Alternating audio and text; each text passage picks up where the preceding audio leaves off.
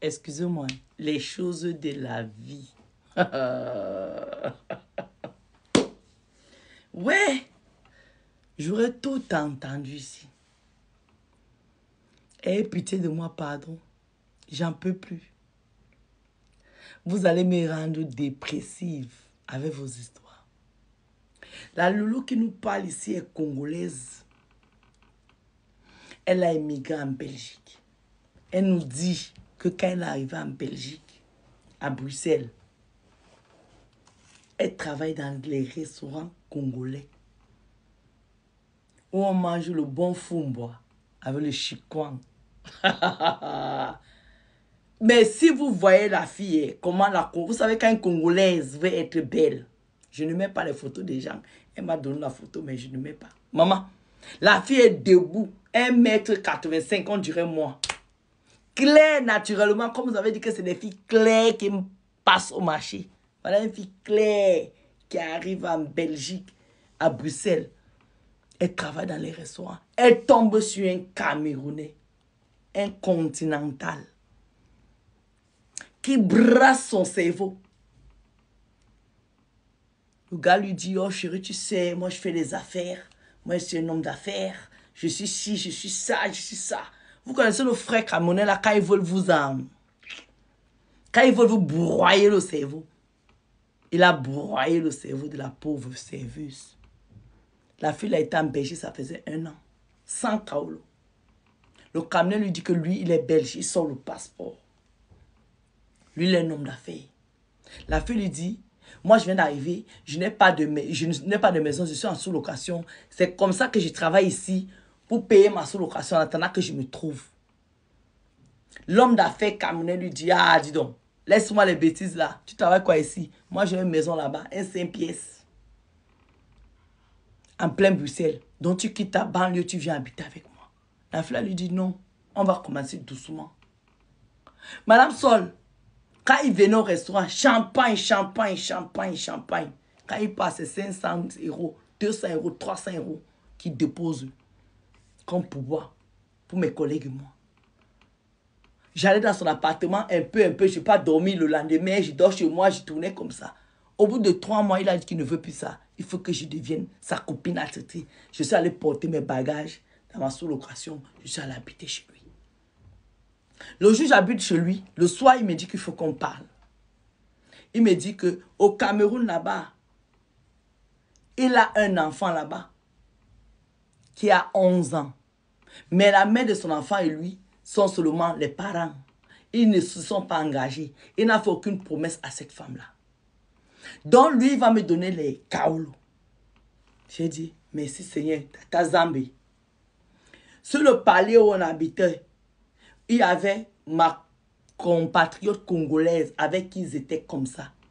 Parce que quand il a aménagé là-bas, il a trouvé cette Congolaise-là. Et cette Congolaise et lui sont très complices.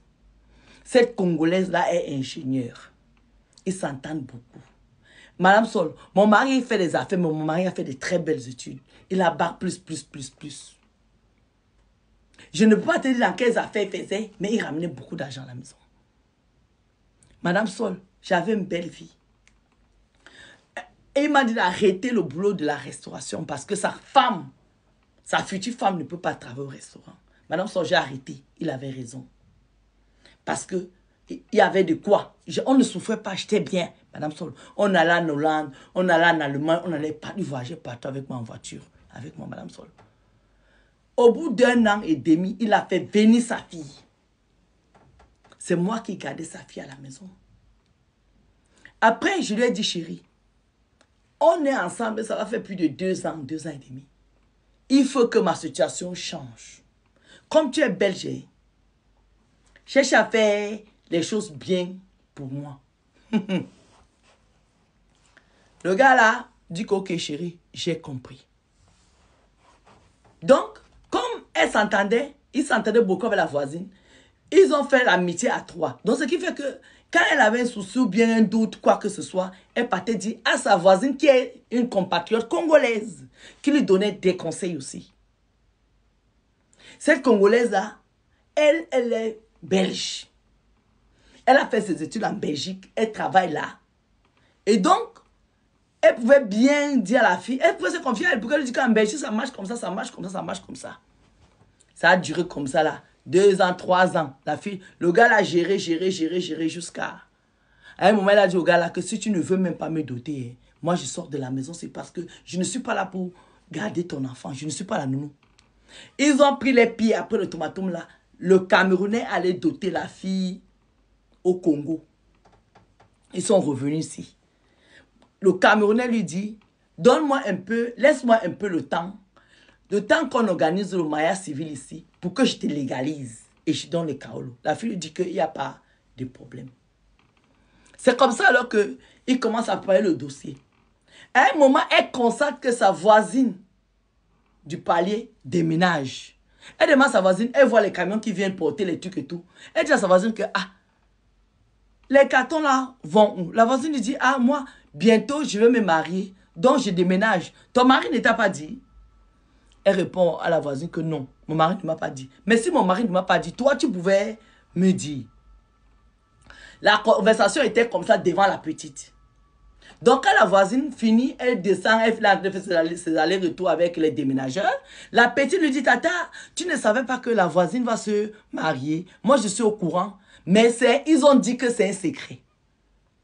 La fille, sa belle-maman lui demande que, ils ont dit que c'est un secret. Et c'est qui il? Elle lui dit que, ah, moi, je ne dis rien. Il faut voir avec la voisine. Et ça, c'est ta copine.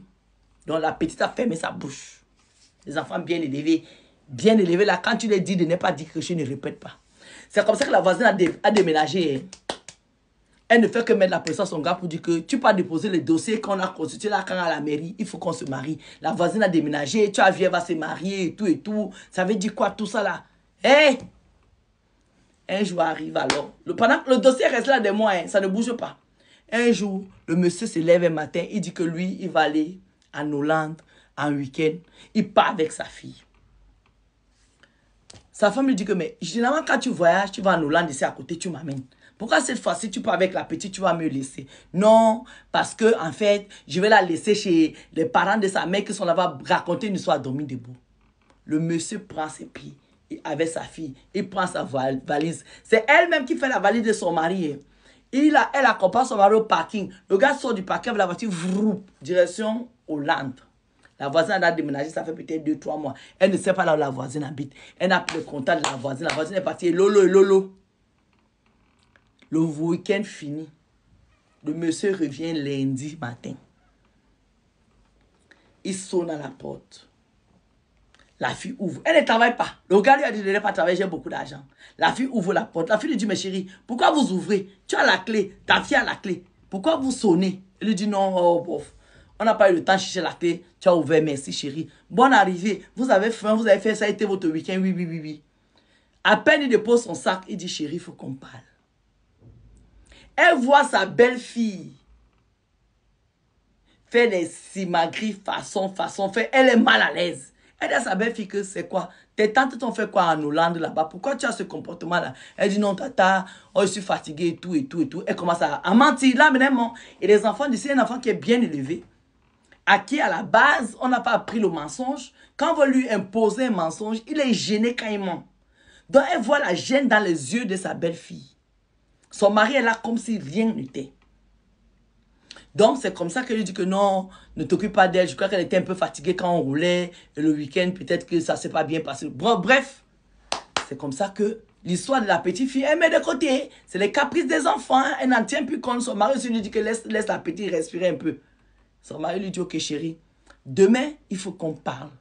Là, je suis rentrée, je suis fatiguée. Demain, j'ai des choses à faire. Donc, deuxième partie. Bisous de la gloire.